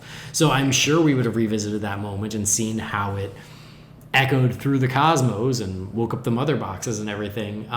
Because it was like cool to hear it, but then it was so sad because I'm like, I wanted to see that paid off, Mm-hmm.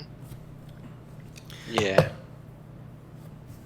Well, yeah. So you said it's it's fun, but also it still leaves you with that feeling of, oh man.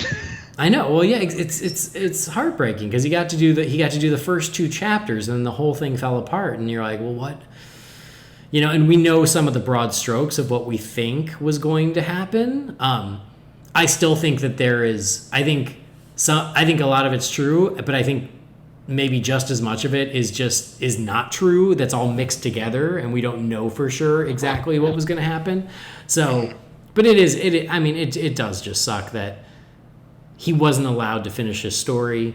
It does suck that people, that a lot of people, not all people, but a lot of people so dislike this movie that the whole plan got thrown out the window, because it's just a shame that people couldn't go, oh yeah, this is different. This is going to have an end. This is, it's a different approach, and be okay with something different. Yeah, it does make you wonder though, because we know that essentially the end game was for Batman to die. We saw how people reacted to him killing a character named Jimmy Olsen. I do wonder how people would have reacted to Batman dying. Yeah, I know. Well, but and you think about it, like, again, if you think about it in a finite story perspective, like I just finished rewatching the Lord of the Rings movies, and let's just take the Lord of the Rings trilogy. I know you're not into it, but like, it's 3 movies. There's a beginning, middle, and end, but there's an end. And like, that's okay. That's how franchises used to work, is there used to be an ending. Yeah. And that's just not the way the world works anymore. Is now studios aren't even interested in a trilogy. They're like, unless I can get 8 movies out of this, I'm not interested. So, yep. So it's just a shame that people couldn't go, oh, well, yeah, this is the Justice League story, but it's going to be 5 movies and that's it. And be willing to go with that. Yeah. Oh, well, we'll always just be shaking our heads and wondering what if when it comes to this sort of thing. Yeah, I mean, throw it on the pile of all the DC what if movies that we get asked about every mailbox. Yeah. I almost wish we could put a moratorium on that. What if they made this movie? What if they made this movie? What if they made this movie? I mean, add it to the pile. Yeah, what if we got Justice League 1 and 2 and got to see this story play out in the way they had intended. Yeah. Oh well. So I did like that he ended it with a little tongue in cheek sign off. What? See, the version I watched, it kind of froze and never came back. So what was the actual send off that he gave? Oh, I think you probably got the right one. It froze for everyone. Oh, did it? Like, I think that was the joke. So he said, oh, yeah, I think it'd be great if they made a sequel to this. And he goes, don't they all end up forming some sort of... And then it froze. See, no, I didn't get that part. I didn't get that part at all. Yeah, no. So that's what it was. Is he goes, oh, thanks everybody, and I do love that he and Debbie both thanked all the fans. He goes, we love the movie, and we're glad that so many of you love the movie, and that was really nice. And he goes, yeah, this was really fun. It was nice to rewatch it and everything. And yeah, then he ended with yeah, I wish they'd make a sequel to this movie. I want to see what happens to these guys. Yeah, don't they all form some sort of... And then it froze. Okay, no, that's cool. Yeah, I didn't get that, the dialogue. Yeah, so I thought it was a fun way to end it. What's funny, though, is that got spoiled for me, too, because when this was happening in real time, this was at the end, so I was awake by the time this happened, and I was, like, scrolling Twitter, and everybody's like, wait, did yours just freeze? Oh, my God, did it just freeze? Oh, is anyone else having a problem? And it was, like, obviously, like, intentional. I don't know how he managed to time it that way, because it doesn't look like he clicked anything, but somehow he got it to cut off right before he said the words Justice League. Look, if it was accidental, it's a perfect accident. It couldn't have been accidental. It had to have been planned. He had to have had someone there who was ready to hit the button before he said Justice League. Yeah. So that's pretty cool, though. Yeah, I didn't realize that. That's the first I've heard of it. Yeah. So anyway, closing thoughts overall about our little insights that we got with our time with Zack Snyder. Kind of where I started, in that it was I really found it insightful. A little less insightful as I was hoping, but insightful nonetheless. Like, it was a fun experience, and yeah, look, I could be wrong here, but Nolan's never done commentaries for his movies, has he? I don't believe so. See, I'd love for him to sort of take a leaf out of this book and do one for, say, The Dark Knight. You know, that would be amazing as well. But it's great that a lot of creative people are thinking outside the box at the moment with the situation we're all in, and that you know, this was a thing that gave people like you and I something to do and to be excited about while we're sitting at home. It was a good time, though, overall. Yeah, no, I agree. It's so cool. Like, David Sandberg just did it. He just did it on Twitter, though, like kind of a Shazam rewatch, and he did sort of a live tweet as he was rewatching Shazam, and he engaged a lot of the cast and crew while he did it, which was super fun. But yeah, like while everybody is in this isolation, it's cool that filmmakers like this, like Zack Snyder, engaging his fans, you know, sharing just something really fun for a few hours, like watching the movie with us. I think that's awesome. And again, I was totally entertained listening to it. Again, mostly I was just greedy and wished I could ask him things as we went, because I was like, no, wait, tell me more about this. But, you know, it's just so cool and casual just seeing. I mean, we saw him go to the bathroom twice, which was, you know, I feel like you're just hanging out. Ask about other commentaries. I'm like, do you ever hear them go hit the head and flush the toilet? No, usually not that I can ever think of. I didn't hear him wash his hands. I'm sure he did. Well, and I like when Deborah Snyder came in. She only sat in for like 10 minutes, maybe 15, and she's like, "Well, I gotta go because I gotta make sure the kids aren't getting into anything." And but anyway, no, you're right. It was just a nice treat that he did this for the 4th anniversary, and it was really fun to watch. I'm really glad that it was posted after the fact, because I was a little bummed when I woke up and realized I had missed it. So yeah, some really cool nuggets in there, some really interesting insights into his thought process as he constructed the movie, and neat themes and moments and things that were put in where you went, oh wow, like I never really thought of it that way, which I think is really cool. And you know, that's the fun of directors' commentaries. And again, it's something I used to listen to all the time. So if anything could get me to listen to a new one, it would be Zack Snyder and Batman vs Superman. So I'm glad he did it. It was really cool. This is a little off subject, but if you ever get bored during your quarantine, watch a Batman and Robin commentary with Joel Schumacher. Oh, see, I've never done that. He can't even finish his own movie. He pieces out about 5 minutes early. He goes, well, I think I've said all I can say. You guys enjoy the rest of the movie, and he pieces out. It's amazing. Oh, really? No, yeah. Geez, I might have to do that. He doesn't even finish it. Oh, and his interviews and commentaries for both of his Batman movies are amazing, because he is retired and old and doesn't give a shit. And so he is, and we're now 20 years past. So he just shares everything, you know? It's amazing. I have to do that. Oh, it's so good. Like, the documentaries are great. Those are on the Blu-rays, but then their commentaries I've seen as those well. Countless times, yeah. Yeah, it's so good. Because see, they're movies that I know I'm familiar enough with, that I could just listen to the commentary track in isolation and not have to actually watch the movie. Yeah. But yeah, it's the moment where like Poison Ivy is all looking weird in Arkham and Mr. Freeze walks in at the end. Yeah. That's the moment where Joel Schumacher's like, well, all right, take care, guys. I'm just going to let the rest of the movie play. Poor bastard. It's amazing. So anyway, cool stuff. A nice little treat that we got, and gave us an excuse to revisit Batman vs Superman. And again, when I finished it, I was like, oh, no, I just want to watch it again, but, with the movie. I thought you were going to say watch the Batman and Robin commentary that we did. Oh, well, you could do that too. Because that was a lot of fun. Yeah, we could do that too. So, fun stuff. Happy 4 years, Batman vs Superman. I still love it, and I do think that this only made me love it more. Well, because every time you watch it in the future now, you'll have that knowledge and be looking at it through that lens. Sure, for sure. So, all right, cool stuff, guys. Anyway, if you all wanted to hear it, go check it out on Vero or on YouTube. It's definitely worth your time, especially if you like the movie. But something that we haven't done in a little while, but we did do this time, is we watched a new episode of Batman Beyond. So, without further ado, let us continue our rewatch of Batman Beyond.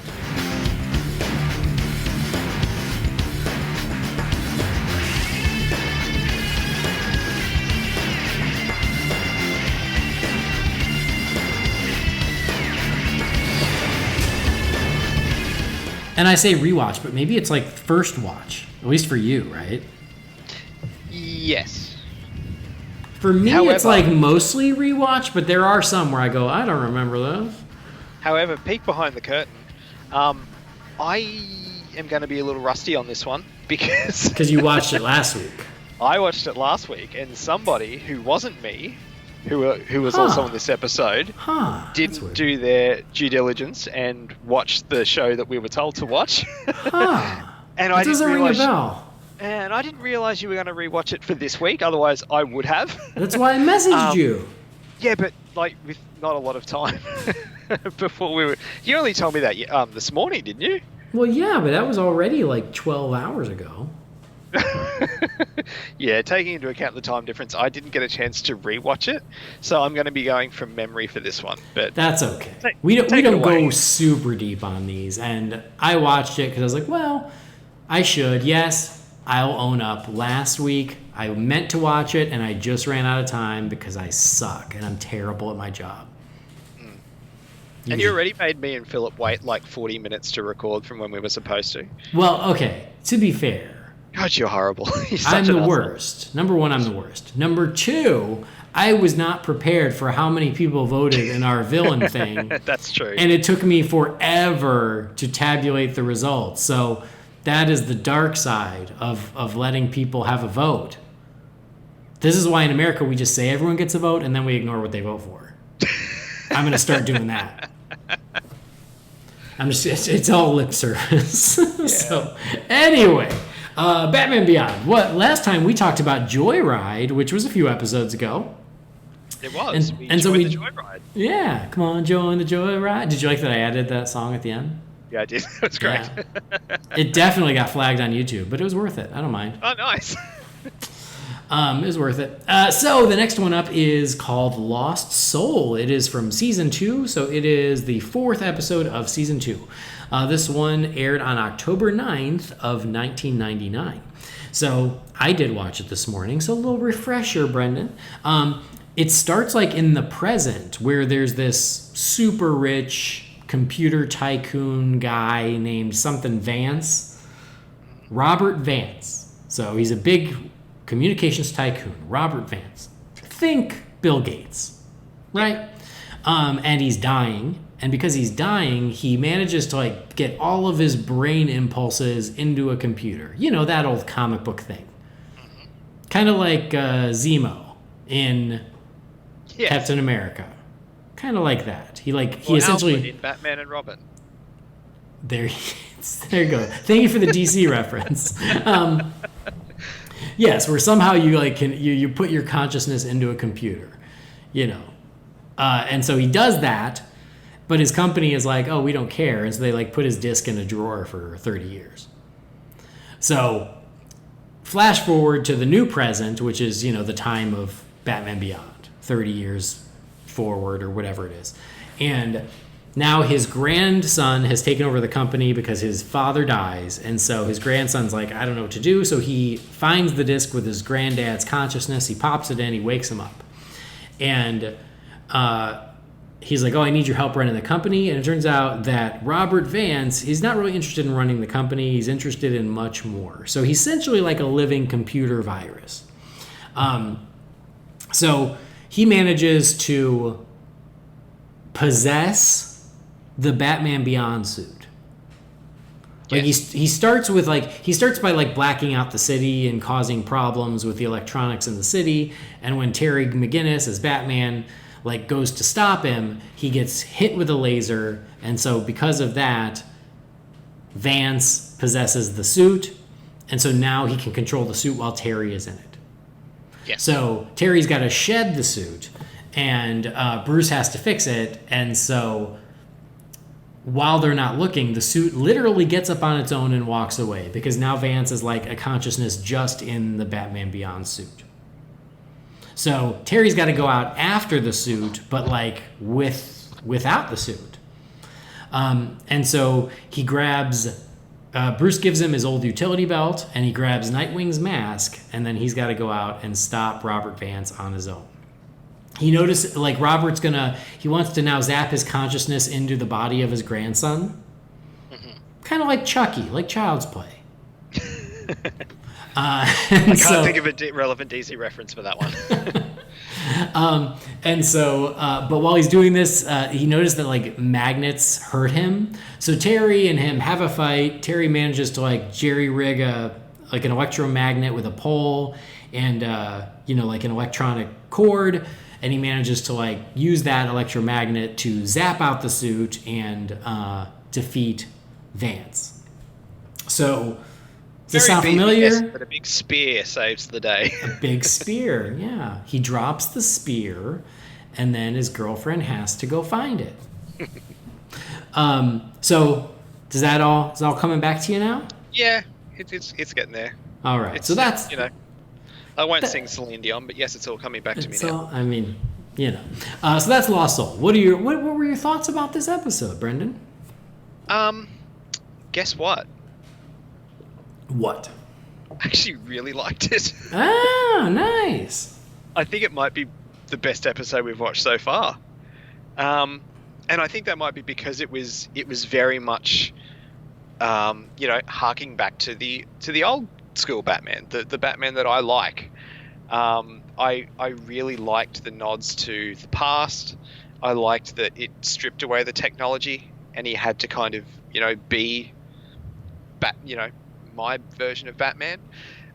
There was one part where I was a little confused and I got really excited for what I thought I was about to see, and then nothing happened. Yeah, I think I know what you're going to talk about.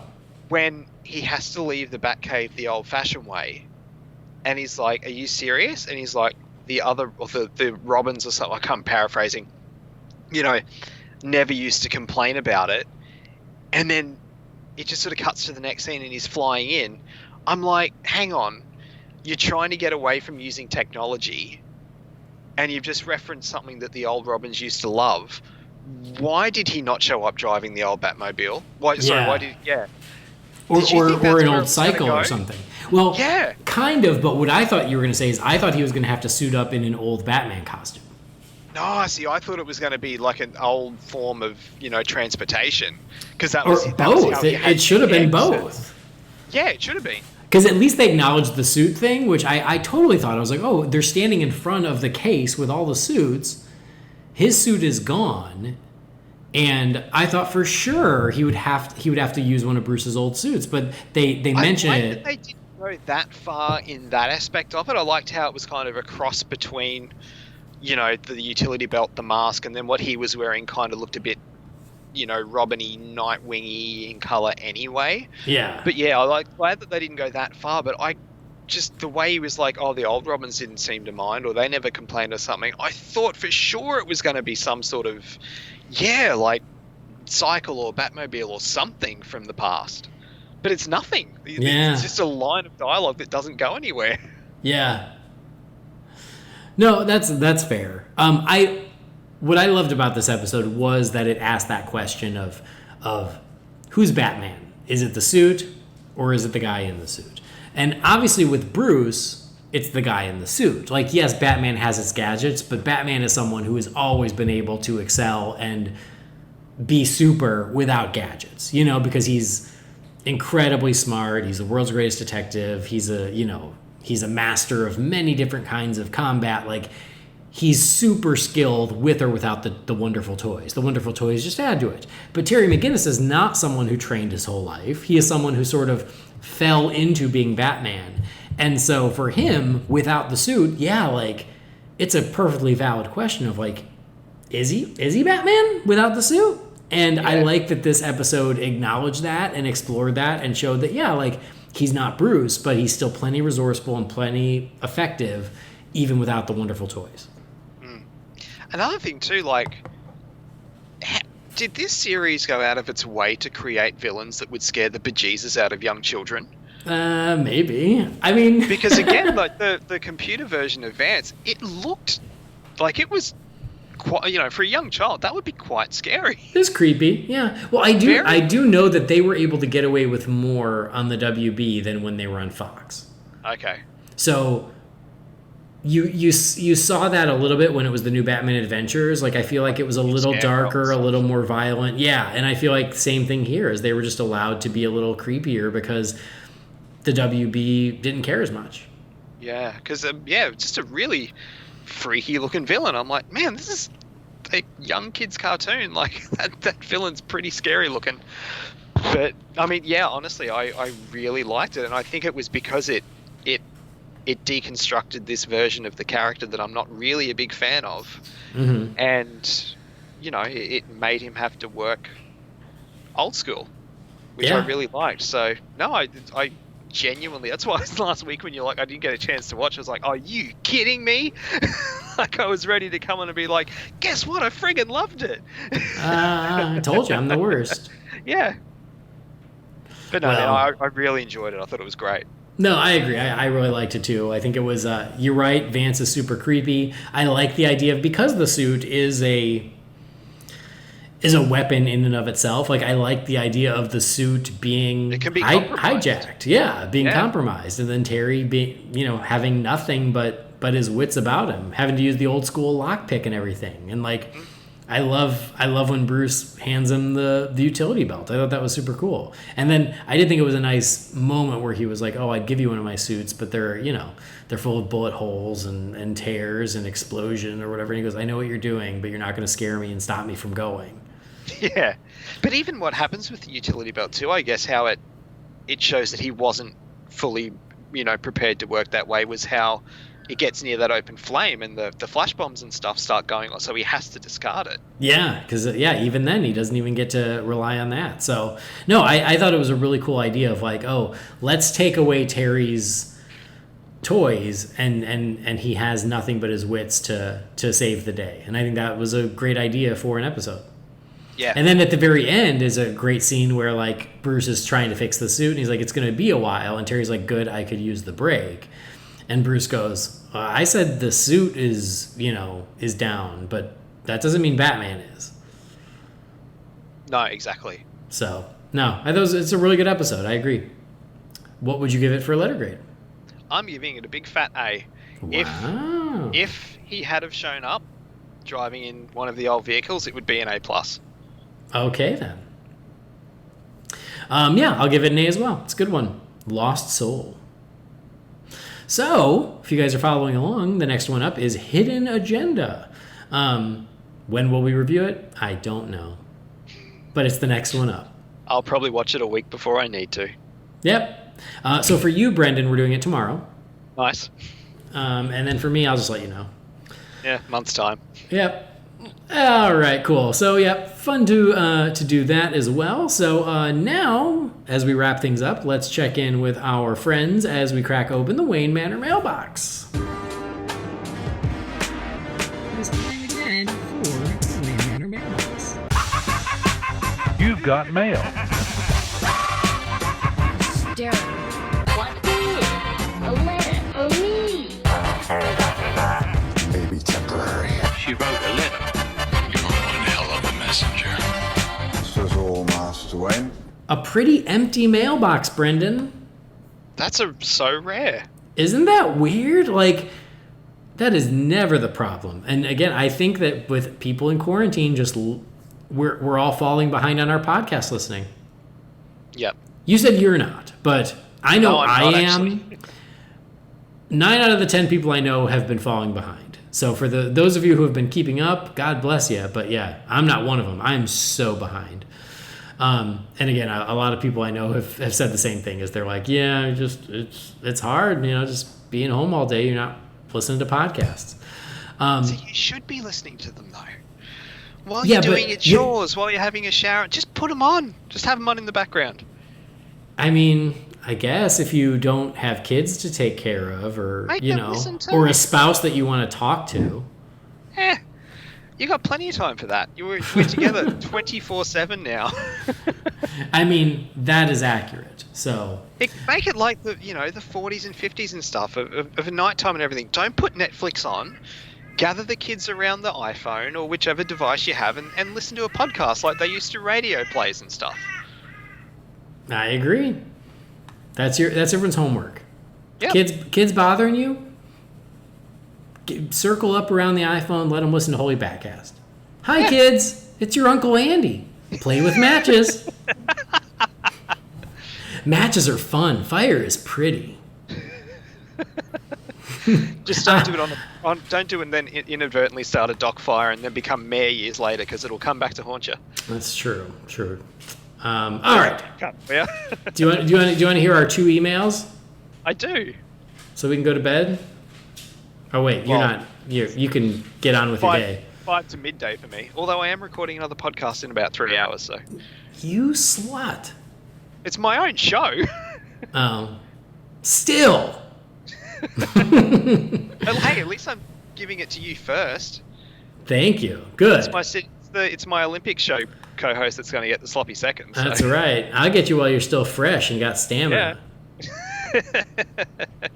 He's going to get you while you're all tired and you're like, I guess.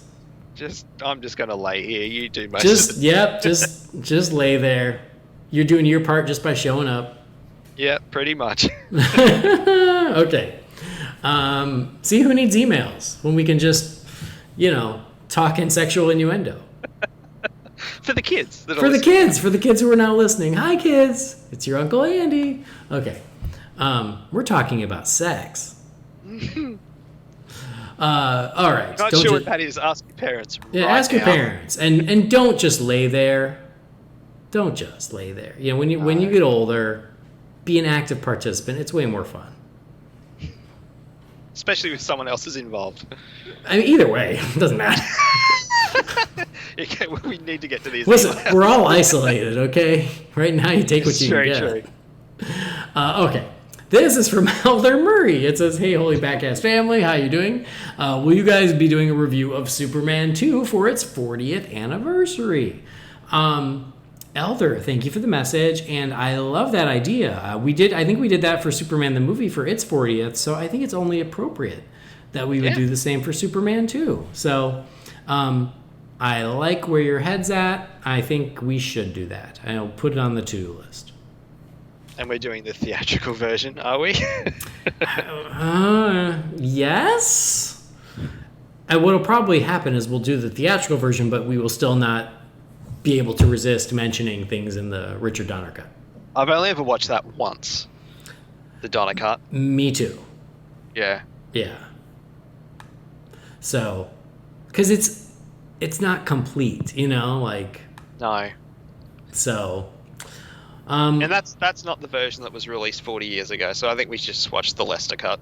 That's true. So we'll do the Lester cut, but I'm sure there will be Donner cut stuff that manages to make its way in. No, I'm definitely keen for that. That's something we should definitely put in the books. Were you on the Superman the movie one, or was that just me and Jamie? I think it was just you and Jamie. I think so too. So, Jamie, come back. Come back to us. We miss you. Come out and play. Come out. Come play with us, Jamie. All right. Next and final email is from Whistle Red. It says, "Hey, Bat Family. Even though he had played the Riddler in 2 episodes of Batman 66, do you think that WB and DC should have brought John Astin back to reprise the role of the Riddler in the Batman 66 cartoon Return of the Caped Crusaders?" Interesting question. Thank you, Whistle. I forgot that John Astin is still with us. Yeah. Oh, It was just his he email. is. Or not just his email. What the hell? It was just his birthday the other day. Yeah. Because Sean Astin, who I follow on Twitter, like sent a little happy birthday tweet for his dad, John. So, yeah, I think he just turned 90. I honestly, I thought he would have been older than that. My I God. mean, I'm doing this from memory because but I swear it was just the other day I remember seeing that tweet. And I was like, oh, that's cool. I didn't realize.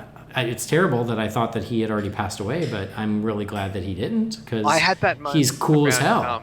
Yeah, I had that moment around Halloween last year when MGM released a bunch of the original Addams Family episodes for free on YouTube, and I was watching them, and I was IMDbing one of the episodes for some reason, and I had the same thing. I was like, holy shit, he's still alive. Yeah. Like, I totally thought he was gone.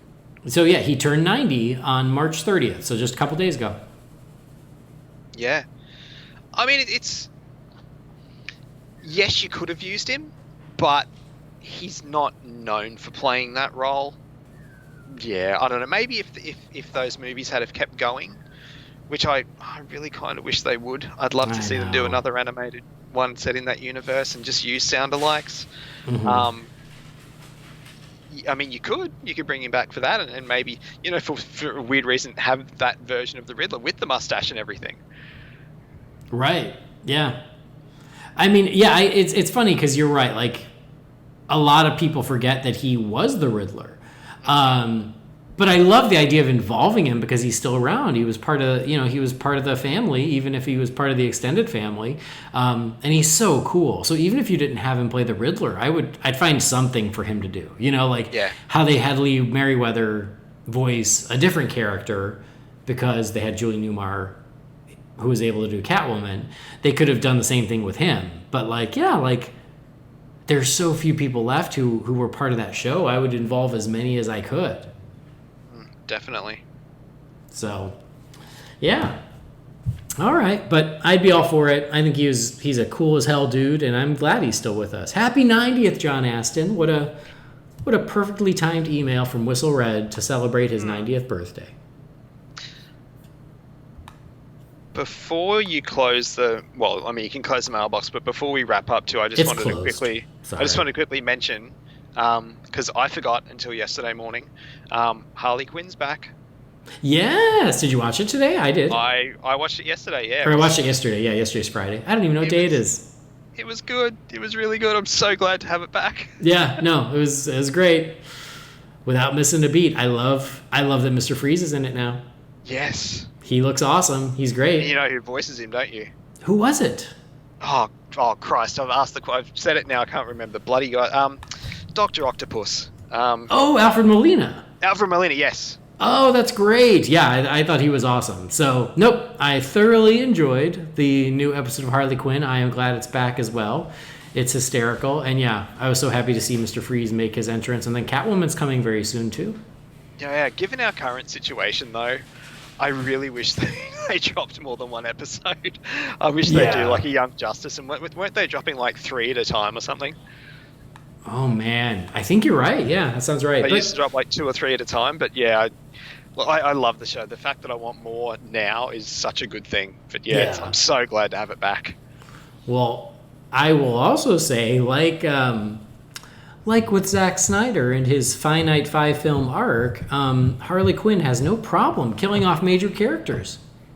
No. I'm like, really? Jaw drop moment. Absolute really? Jaw drop moment. So yeah, I mean, they did it in the finale, and then they just did it again in the new episode, and I'm like, wow, like, again, this is a TV show. I want these characters to stick around, but it seems that they're not afraid to to kill some off. And I just keep having to tell myself, okay, in this version, it's okay. It's just this version. Yeah, it's okay. Yeah, those characters can live on in other versions. I was like, holy fuck. When that happened and my hand was over my mouth. But I don't, from memory, you weren't a big fan of Gordon in this show, were you? No. He's like my least favorite part. Did you like him in this episode though? Not I really. thought he was great. It's just that I just don't like buffoon, pathetic Gordon. Like I don't know. I don't know. Yeah, particularly in this latest episode, he really had me laughing. Poor bastard. Yeah, that's just it. Is like I don't know, like why they just like kicking the shit out of Gordon in this show for some reason. I don't know. Yeah, it makes me laugh. It's not my favorite part, but it's fine. Like but I love all the villains.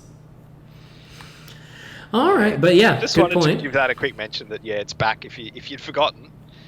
Which with the way things are going with everyone not living their normal life, it could be easy to forget. But yeah, Harley's back, so check her out because it was awesome. Sweet. Yep, available on DC Universe, the season premiere, and then we're getting 13 more. Nice. All right, cool. Well, now we are closing the Wayne Manor mailbox. It was already closed, but we're I just wanted to reclosing. jump in before you instantly go into your wrap up. Thank you.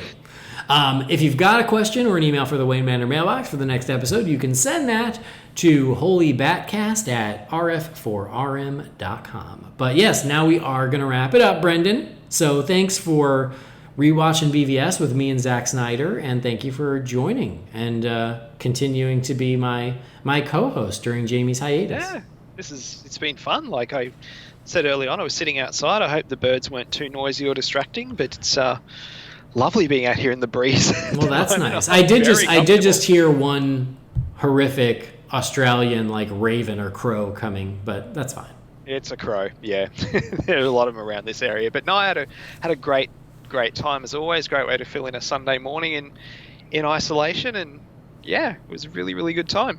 Sweet. Well, you mentioned your Olympics podcast.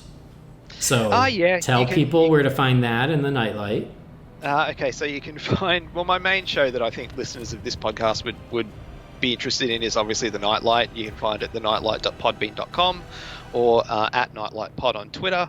My most recent episode I dropped a week ago, which is my interview with Partners in Crime regarding the 30th anniversary of Teenage Mutant Ninja Turtles, the movie, and their theme song from said movie, which was a lot of fun, so check that out.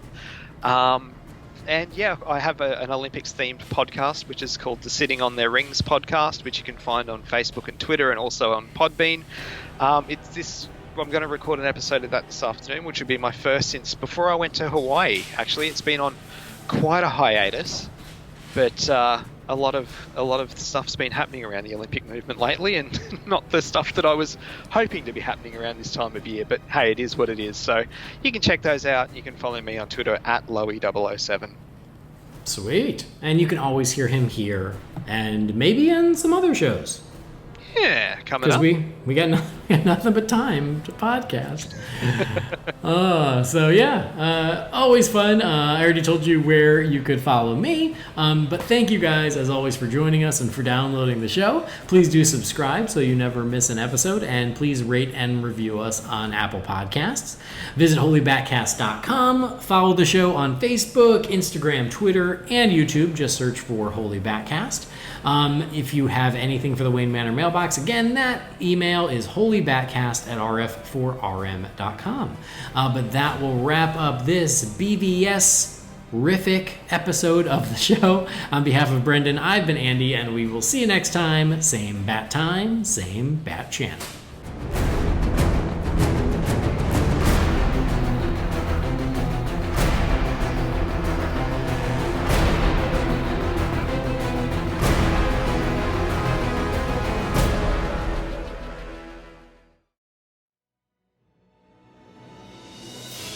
Holy BatCast is brought to you by real fans for real movies. Remember, the thoughts and opinions shared by the participants are theirs and theirs alone, and do not represent the companies or organizations they happen to work for.